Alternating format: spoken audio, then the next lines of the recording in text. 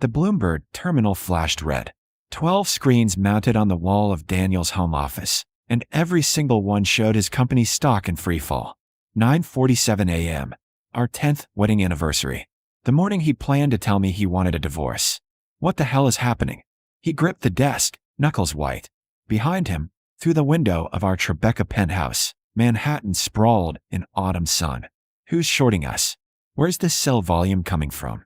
I stood in the doorway, holding the champagne he'd asked me to bring up. Veuve Clicquot, $200 a bottle. The same brand he'd been drinking last night at the Pierre with Natasha. Daniel. My voice was quiet. We should talk. He didn't turn around. Not now, Emma. I'm being attacked. Someone's destroying my company. Our company, I wanted to say, but I didn't. Not yet. Let me take you back. 36 hours earlier. That's when I stopped being his wife and became something else entirely. 36 hours earlier, the restaurant was 11 Madison Park. 8:30 p.m., Thursday night. I wore the Prada dress Daniel had bought me last Christmas. Black, elegant, invisible. The kind of dress that made me disappear into expensive rooms. I'd been waiting 40 minutes when I texted him. Where are you? The reply came instantly. Emergency board meeting. So sorry. Order without me. Put it on the Amex. I set down my phone. Signaled the waiter I'd be leaving. Apologized for wasting the table. Then I did what any woman married to a tech CEO would do. I checked his calendar. No board meeting. Nothing scheduled after 6 p.m. The Find My iPhone app, which Daniel had insisted we both install for safety, showed his location. The Pierre Hotel, 30 blocks north. I walked. Let the October air clear my head. Gave him time to prove me wrong. The Pierre's bar glowed golden through crystal windows. I stood outside, looking in. And there he was. Daniel Grayson, founder and CEO of TechBridge Solutions. Valued at $800 million in last month's funding round. Wearing the Tom Ford suit I'd picked up from the tailor on Tuesday. The woman wore red. Natasha Pierce. I knew her from company events. VP of Strategic Partnerships. 27 years old, Stanford MBA, legs that went on forever. His hand was on her thigh under the table. I watched for 3 minutes. Watched him lean close, whisper in her ear. Watched her laugh, touching his chest. Watched them kiss. The doorman asked if I needed help. I must have looked lost. No, I said softly. I'm exactly where I need to be. I walked back to our building. Took the elevator to the penthouse. Poured myself scotch from the Macallan 25 Daniel saved for special occasions. Then I called my brother. Emma. James sounded alert despite the hour. In Hong Kong, it was already morning. What's wrong? I need to call in the favor. My voice didn't shake. That surprised me. Silence. Then Daniel. Anniversary's tomorrow. He's at the Pierre with someone else. I'm sorry. He meant it. James had never liked Daniel. Thought he was too flashy, too hungry, too American in the worst ways. But he kept quiet for my sake. What do you need? Everything we have on TechBridge Solutions. Full analysis. Then I want to hurt him. Emma, not physically. Financially. I want him to feel what I feel right now. Like everything solid just turned to sand. Another pause. Dad won't approve of using Chen Capital for personal revenge. Dad doesn't need to know until it's done. By then, it'll look like smart business. I finished the scotch. TechBridge is overvalued anyway. You know it. I know it. The only reason you haven't shorted them yet is because Daniel's my husband. Former husband, James corrected. If we're doing this, we're doing this. I'll need 12 hours to build the position. Can you keep him distracted? Tomorrow's our anniversary. He'll want to play the devoted husband all day, then tell me it's over tomorrow night. I smiled. It felt like breaking. I'll give you until market close. The next morning, Daniel woke me with roses. 2 dozen, long-stemmed, obscenely expensive. Happy anniversary, beautiful. He kissed my forehead. I'm sorry about last night. The board meeting ran late. Let me make it up to you. I let him think I believed him. It's okay. These are lovely. I cleared my whole day. Lunch at Balthazar, then that gallery opening you wanted to see, then dinner at Per Se. 8 p.m. reservation. Perfect. I smiled. Let my hand rest against his chest, over his heart. Still beating. Still whole. Not for long. While Daniel showered, I texted James. He's all yours. The reply came instantly. Position built. Executing at market open. Tell Dad I said sorry. Chen Capital Management controlled $42 billion in assets. My father had built it from nothing, starting with a single restaurant in Shanghai 40 years ago. Now we had offices in 12 cities. James ran the New York branch. And this morning, at 9:30 a.m., they would begin systematically destroying Daniel's company. The attack was elegant. No illegal manipulation, no naked short selling. Just aggressive legal shorting combined with strategic information release. At 9:35, a research report from an independent analyst, paid by Chen Capital's media relations team, hit Bloomberg terminals worldwide. TechBridge Solutions, overvalued and underdelivering. At 9:47, the stock began to fall. By 10:15, Daniel had canceled our anniversary plans and locked himself in his office. And I stood in the doorway, holding champagne, watching everything he'd built start to crumble. "Daniel," I said again, "we really need to talk." This time, he turned around. His face had gone gray. On the screens behind him, TechBridge's stock price plummeted, down 14% and accelerating. "Not now, Emma. I need to call the board, the investors." He reached for his phone. His hands shook. "Daniel." I set down the champagne. "It's Chen Capital." He froze. "What?" "The short seller. It's my family's fund. My brother's executing the position personally." The words hung in the air like smoke. Outside, a police siren wailed 48 floors below. That's not funny. But his voice carried no conviction. He knew my family, knew what they were capable of. "I saw you last night. At the Pierre. With Natasha." His face went from gray to white. "Emma, I can explain, can you?"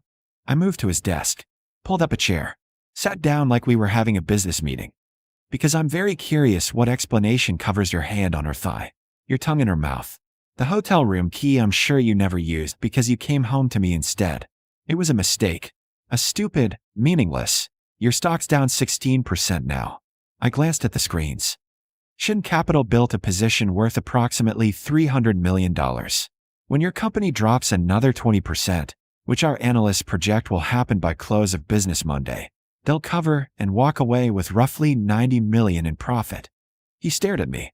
"You're destroying my company because I kissed someone?" "No." I leaned back. "James is destroying an overvalued tech company because it's smart business. TechBridge has been hemorrhaging money for 6 quarters. Your last product launch was a disaster. Customer retention is down 40%. You've been surviving on hype and venture capital, but the fundamentals are garbage." "That's not." "I've seen the real numbers, Daniel. The ones you don't show investors. I'm married to you, remember? I hear your panic calls at 2 a.m. I see the spreadsheets you leave open on your laptop." His jaw tightened. "So you decided to profit off my failure. I decided to stop protecting you." I stood, walked to the windows. Below, people streamed through Tribeca streets, unaware of the small financial war being waged in this penthouse. "For 3 years, I've watched you make bad decisions. Overpaying for acquisitions. Hiring your fraternity brothers instead of qualified candidates. Spending millions on marketing while your product barely works. I built this company with money from Wellington Ventures, who invested because my father made a call." I turned to face him. "Did you think it was your pitch deck? Your charisma? Daniel, you were one of 50 tech bros pitching that week. Wellington's managing partner is my godfather. He funded you as a favor to Dad." The words landed like punches. I could see them hitting, see him processing, see the foundation of his self-image cracking. "That's not true. Stephen believed in my vision. Stephen believed in keeping my father happy. When I married you, Dad asked him to take care of you. So he did." Daniel sank into his chair. On the screens, TechBridge dropped another 2 points. "Every major contract you've celebrated? Chen Capital opened doors. Every investor meeting that went well? My family made calls. You thought you were a self-made success." I kept my voice gentle. Letting him hear the truth hurt more than anger. "You were a pet project, Emma." His voice cracked. "Why? Why build me up just to destroy me? I didn't build you up to destroy you. I loved you. I helped you because I believed in you." I moved back to the desk. "But you thought I was just decorative. The quiet wife in the corner. Good for hosting dinners and looking elegant at galas. You never once asked what I did all day. You volunteer. The charity boards, the museum. I work for Chen Capital. I have for 6 years." I smiled. "Vice President of Strategic Acquisitions. I source investments across North America. Last year, I closed deals worth $2 billion. My brother runs New York, but I report directly to our father." His mouth opened. Closed. That's impossible. You're always home when I work remote most days. Manhattan's my territory. Why would I need an office? I gestured around his home office. I worked from here, 20 feet from you, running billion-dollar plays while you thought I was shopping. The screens flashed red. Down 20%. Daniel's phone erupted. Calls, texts, notifications flooding in. Board members, investors, reporters smelling blood in the water. He ignored them all. What do you want? Money? The penthouse? Name your price to make this stop. I don't want your money, Daniel. I have more than you. I pulled out my phone, showed him my banking app. The balance made him blink. Trust fund from Dad, plus my salary, plus investment returns. I'm worth approximately $800 million. Your company, before today, was valued at the same. Jesus Christ. He stared at the number. The prenup. You insisted on separate assets. I thought you were just being independent, but I was protecting what's mine and ensuring that when this marriage ended, you'd have no claim to it. When? You were planning this. No. I hoped we'd make it. Hoped you'd see me as a partner, not an accessory. I closed the banking app. But you never did. Last night proved that. Natasha's face flashed on one of the screens, her LinkedIn profile. Someone was already connecting dots, writing the story of the tech CEO's affair during his company's collapse. She doesn't mean anything, Daniel said desperately. Emma, please. 10 years of marriage. 10 years of me making myself smaller so you could feel bigger. 10 years of listening to you explain basic concepts to me that I understood better than you. 10 years of smiling while your friends called me the trophy wife. My voice stayed level. Did you know what they called me at Chen Capital? The Velvet Hammer. Because I close deals quietly but leave nothing standing. His phone rang again. The board chairman. Daniel reached for it. Don't answer, I said. There's nothing you can tell them. Chen Capital's short position is legal. The research report is accurate. We paid for it, but every fact checks out. Your company is failing because you're a mediocre CEO who got by on connections and hype. You bitch. The words came out strangled. I gave you everything. You gave me nothing I didn't already have. Except heartbreak. I moved toward the door. The divorce papers will be served Monday. The prenup is ironclad. You get nothing of mine. I get nothing of yours. Clean break. Where are you going? Lunch with my father. We're celebrating. Chen Capital just made $90 million in 36 hours. I paused. Oh, and Daniel? Natasha was fired this morning. VP of Strategic Partnerships reports to the board, and the board reports to Wellington Ventures. My godfather felt her relationship with you showed poor judgment. His face went purple. You can't. I didn't do anything. She violated company ethics policies by sleeping with her superior. Human Resources made the call. I smiled. I just ensured HR had the evidence they needed. Photos from the Pierre. Hotel records. Text messages. You really should have been more careful with your phone security. The elevator down felt longer than usual. 48 floors to the lobby. 48 floors to process the fact that I'd just blown up my marriage and my husband's company in a single morning. My hands didn't shake. That surprised me again. In the lobby, James was waiting. He must have caught the red eye from Hong Kong the moment I'd made the call. Emma. He hugged me tight. How do you feel? I'm not sure yet. I let him hold me. My older brother, who'd taught me chess at 5 and investment strategy at 15, who'd never once treated me like I was less because I was quiet. Is Dad angry? Furious. James smiled. Mostly because you executed a short position without full committee approval. But also proud. You called it perfectly. Tech Bridge dropped 22%. We covered at 11:15. Final profit, $94 million. We walked toward the car. October's sun felt too bright, too cheerful for what I'd just done. Dad wants to see you, James continued. He's at the townhouse. My father sat in his study, surrounded by floor-to-ceiling books in English, Mandarin, and Cantonese. At 73, Richard Chen still personally reviewed every major position his fund took. Emma. He didn't look up from his papers. Explain. I told him everything. The anniversary dinner that never happened. The Pierre. The 10 years of making myself invisible. Daniel's company built on connections my family provided. When I finished, Dad set down his reading glasses. You used Chen Capital assets for personal revenge. Yes. Without board approval or risk committee review. Yes. Exposing us to potential lawsuits if Daniel can prove market manipulation. He can't. James verified every step was legal. Dad smiled. It was rare, that smile. You're right. He can't. The position was clean, the profit substantial, and TechBridge was genuinely overvalued. From a pure business perspective, you executed perfectly. But you did it angry. Emotional trading is dangerous, Emma. Even when you're right. I know. I sat across from him. It won't happen again. See that it doesn't. He poured tea from the pot on his desk. Pass me a cup. That said, I'm promoting you. Senior Vice President, effective immediately. James needs help managing the North American portfolio. You've proven you can identify overvalued targets and execute without hesitation. I stared at him. I just destroyed my marriage. You ended a marriage that was already dead. Different things. He sipped his tea. Your mother and I worried you'd settled. Daniel was charming but shallow. You could have done better. You never said anything. You needed to learn it yourself. Telling you would have made you defensive. He set down his cup. Now you know. Pretty words and nice suits don't make a partner. Respect does. Equality does. My throat tightened. I loved him, Dad. I know. Love makes us foolish sometimes. But you're your mother's daughter. Eventually, you remember your worth. The next week passed in a blur of lawyers and logistics. Daniel tried to fight the divorce, then realized the prenup left him nothing to fight for. TechBridge's board forced him out on Thursday. Wellington Ventures declined to participate in the next funding round.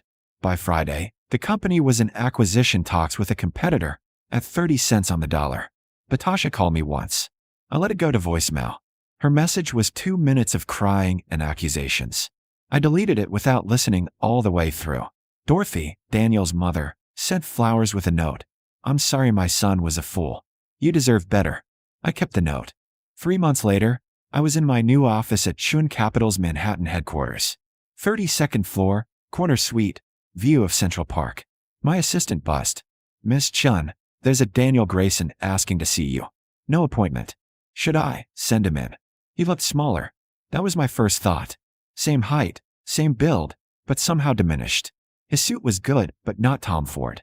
His watch was nice, but not Patek Philippe. Emma. He stood awkwardly in my doorway. Thank you for seeing me. 5 minutes. I didn't offer him a seat. I wanted to apologize. For everything. You were right. About the company, about me, about all of it. He met my eyes. I took a job. Marketing director at a startup in Brooklyn. Decent salary, equity stake. I'm starting over. Good for you. I'm also in therapy. Tried to figure out why I needed to feel superior to my wife to feel good about myself. He smiled faintly. Turns out, it's daddy issues. Classic. Despite everything, I almost laughed. I hope it helps. Me too. He moved toward the door, then paused. For what it's worth, I didn't appreciate what I had. You were brilliant and kind, and I treated you like decoration. I'm sorry. After he left, I sat for a long time, looking at the park below, watching people live their lives, unaware of the small redemption that had just played out 42 floors above them. My phone buzzed. James, drinks tonight? Found a target we should discuss. E-commerce company, CEO's a Stanford MBA who thinks he's God's gift. Overvalued by at least 30%. I smiled. Texted back, send me the files. I'll run the analysis. This was my life now. No pretending to be less than I was. No hiding my intelligence to protect a man's ego. No making myself small. Chen Capital grew by $8 billion that quarter. My deals accounted for $2 billion of that. Dad gave me a standing seat on the board. James and I became partners in every sense. Equal, respected, unstoppable. I dated occasionally. Men who weren't intimidated by my wealth or intelligence. Men who asked what I did for a living and actually listened to the answer. Men who understood that quiet didn't mean weak. Nothing serious. Not yet. Maybe not ever. But I was happy. Truly happy. Free in a way I hadn't been for 10 years. The revenge had been satisfying. Watching Daniel's empire crumble in a single morning, knowing I'd orchestrated it with precision and legality. But the real victory was this. I'd reclaimed myself. The quiet woman in the corner wasn't decoration. She was a vice president running billion-dollar plays. She was a daughter making her family proud. She was a force of nature who'd simply been waiting for the right moment to strike. And when she did, markets moved. Daniel had wanted a trophy wife. Instead, he'd married a titan. His loss. My gain. And in the end, That was the sweetest revenge of all, not his destruction, but my liberation. I'd stopped making myself smaller, started taking up all the space I deserved. The world had no choice but to make room.